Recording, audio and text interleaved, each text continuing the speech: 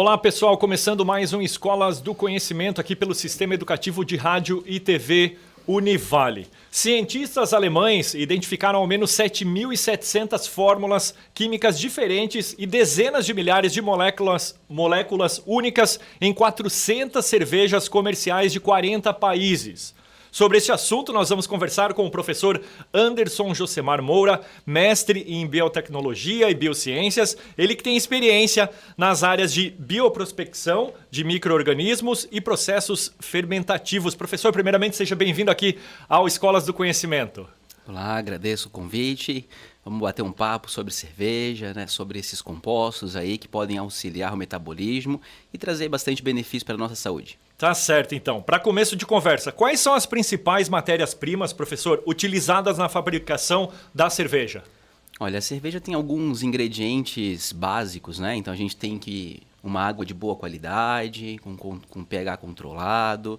A gente precisa selecionar bons grãos de malte, bons lúpulos e trabalhar com uma levedura que seja altamente eficiente, converta os açúcares em álcool e gás carbônico. Esses são os principais componentes, né? Quais são as etapas que compõem a produção de uma cerveja? Então, a gente hoje aqui na nossa região tem bastante produtores, né, de cerveja, artesanais, grupos cervejeiros e indústrias que fabricam, né? Mas de um modo geral a gente tem algumas etapas. A primeira etapa é a abraçagem, né, que basicamente a gente vai macerar o grão, né, o grão de cevada ou outros grãos que passaram por um processo de malteação. Ele vai ser solubilizado, a água é aquecida, solubiliza esses açúcares aí que são fermentáveis, né? E depois desse mosto pronto, onde passou por essa etapa de cozimento, de cocção, a gente filtra esse processo para remover a casca e outros materiais. Depois é resfriado, né? A gente acrescenta ali o fermento, né? Que é a Saccharomyces cerevisiae, que é a levedura que vai fazer esse mecanismo que é importante, que é converter o açúcar em etanol. E juntamente com esse processo também libera algumas outras substâncias, ésteres, alguns álcoois superiores, alguns ácidos, que além do álcool vão ter essas moléculas aí que são benéficas e que causam, que trazem, né, alguns benefícios. Porque elas têm polifenóis, a gente tem um grupo de vitaminas que são importantes, que vão trazer essa questão de bem-estar e saúde, desde que consumido na medida certa. Então, a primeira etapa foi a abraçagem, a segunda etapa a gente vai ter a fermentação, depois a gente tem um processo de maturação, que a levedura, né, todo esse material, ele vai para uma outra dorna, a gente mantém a 0 graus, resfria esse processo, sedimenta as células.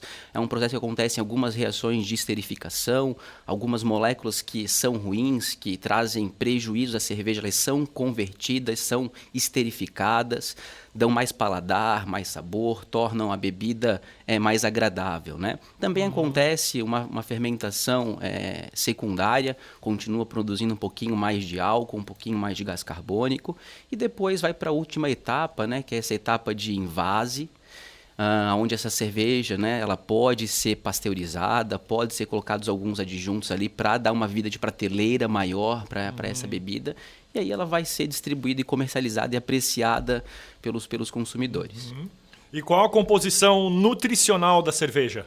A gente tem uma grande quantidade de carboidratos, então a gente, quando analisa, né, a tabela nutricional, a gente tem grande parte de carboidratos que não foram fermentados, que acabaram sobrando, trazem um pouquinho de doçura, mas que muitas vezes é mascarado pelo lúpulo, que foi acrescentado também lá na abraçagem, que eu acabei não comentando, né? E esse lúpulo, ele mascara um pouquinho esse açúcar, né, esse carboidrato que está presente ali. A gente tem um pouquinho de proteína, mas o que é mais interessante, eu acredito que para as propriedades ali de saúde, a gente vai ter os polifenóis, são moléculas antioxidantes. Essas moléculas aí auxiliam todo o sistema cardiovascular, né? A gente tem relatos na literatura de prevenção de algumas doenças, né, de auxílio, na verdade, né, na prevenção dessas doenças. A gente vai ter complexo B de vitaminas, principalmente a B3, que é a niacina. A gente percebe ali uma relação direta com o metabolismo energético e também, né, com a reparação do material genético. E dentre outros antioxidantes que fazem essa relação, né, de evitar danos celulares. Então, não são tão presentes quanto no vinho, mas a gente tem também na cerveja essas moléculas. E como o profissional da engenharia química ele pode atuar no ramo cervejeiro? Olha, os alunos, os egressos da engenharia química, eles podem atuar em inúmeras indústrias, né? Dentre elas, a indústria fermentativa, da produção de cerveja, atuando no desenvolvimento, na pesquisa, ou realmente na produção, né? Analisando ali processos de asepsia, controle dos equipamentos, os problemas que vão surgindo com, né, essas novas demandas, com o aumento da capacidade da indústria fermentativa, ou criando novos rótulos. Santa Catarina é destaque nacional, né? Com a criação de novas receitas que têm trazido público para degustar. A gente tem a Catarina Sauer, que é um exemplo bem clássico, típico daqui, que é produzida em grande quantidade. Então a gente pode atuar, né, tanto no processo em si, né, nos equipamentos, controles de processos, como no desenvolvimento de novas cervejas e novas tecnologias. E o professor falando, são inúmeros componentes químicos, vitaminas. Como chegar no sabor ideal? Fiquei curioso aqui.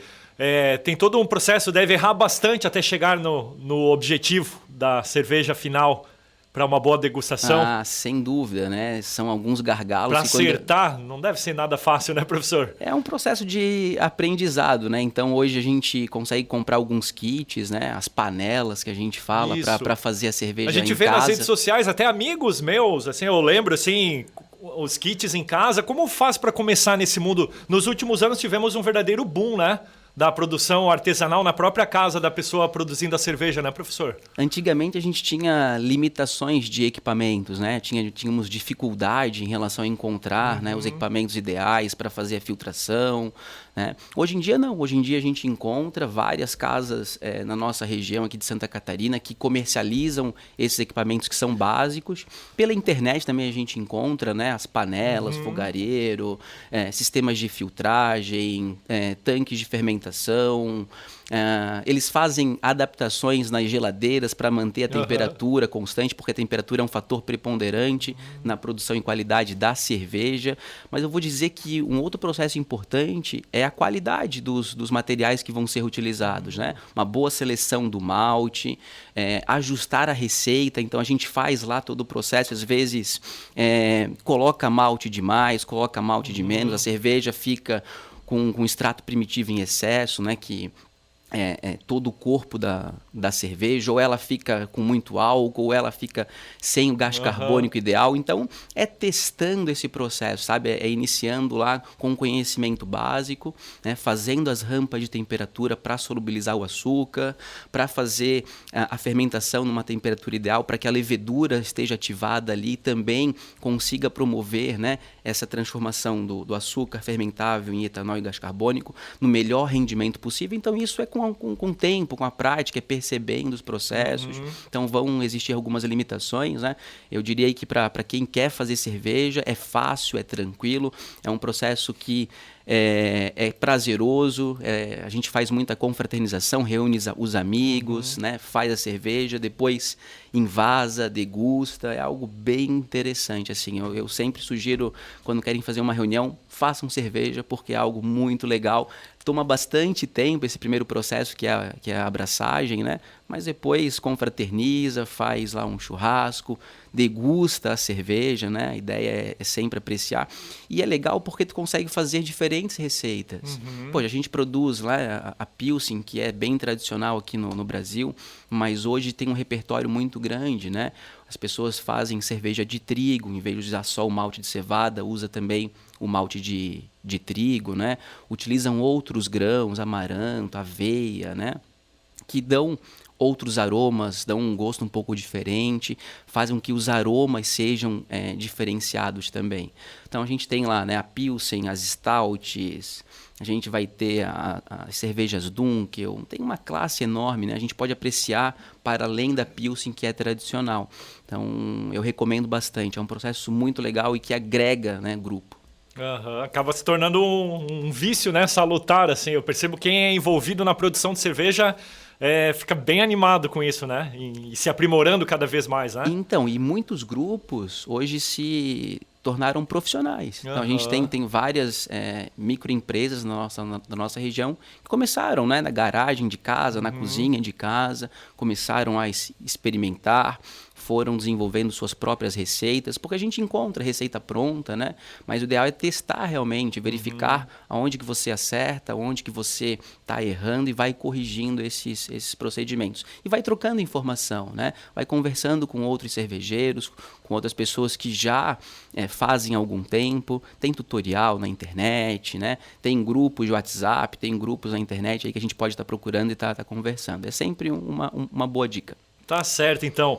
Professor Anderson Josemar Moura, mestre em Biotecnologia e Biociências, muito obrigado pela sua participação. Valeu, gente. Tchau, tchau. Esse foi mais um Escolas do Conhecimento. Até a próxima edição.